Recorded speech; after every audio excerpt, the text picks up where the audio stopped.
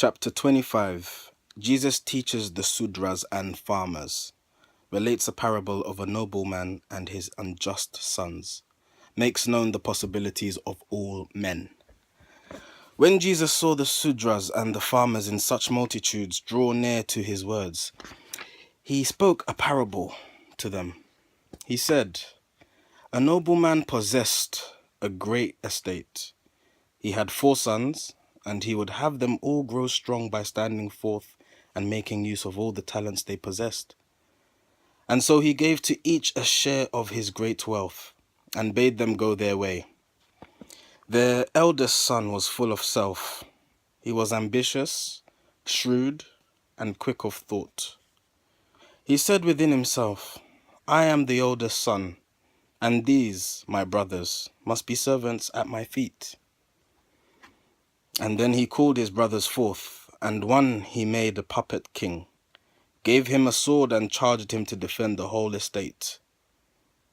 To one he gave the use of lands and flowing wells, and flocks and herds, and bade him till the soil, and tend the flocks and herds, and bring to him the choicest of his gains.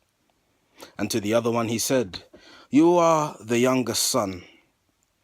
The broad estate has been assigned. You have no part nor lot in anything that is.' And then he took a chain and bound his brother to a naked rock upon a desert plain, and said to him, 'You have been born a slave. You have no rights, and you must be contented with your lot. For there is no release for you until you die and go from hence.' Now, after certain years, the day of reckoning came. The nobleman called up all his sons to render their accounts. And when he knew that one, his eldest son, had seized the whole estate and made his brothers slaves, he seized him, tore his priestly robes away, and put him in a prison cell, where he was forced to stay until he atoned for all the wrongs that he had done. And then, as though they were but toys, he threw in air the throne and armor of the puppet king. He broke his sword and put him in a prison cell.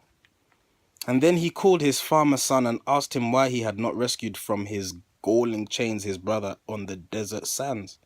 And when the son made answer not, the father took unto himself the flocks and herds, the fields and flowing wells, and sent his farmer son to live out on the desert sands, until he had atoned for all the wrongs that he had done.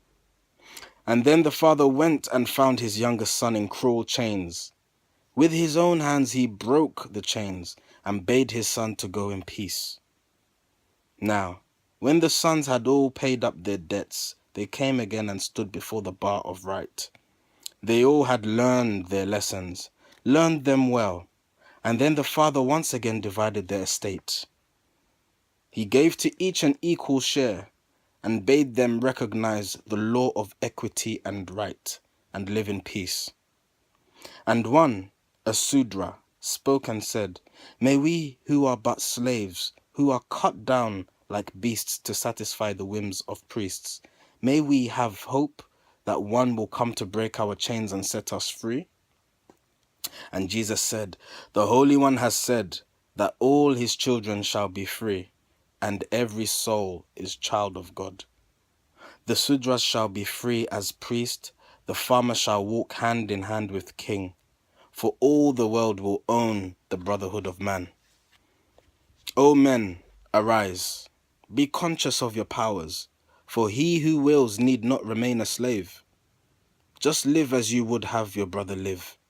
Unfold each day as does the flower, for earth is yours and heaven is yours, and God will bring you to your own.' And all the people cried, 'Show us the way, that like the flower we may unfold and come unto our own.'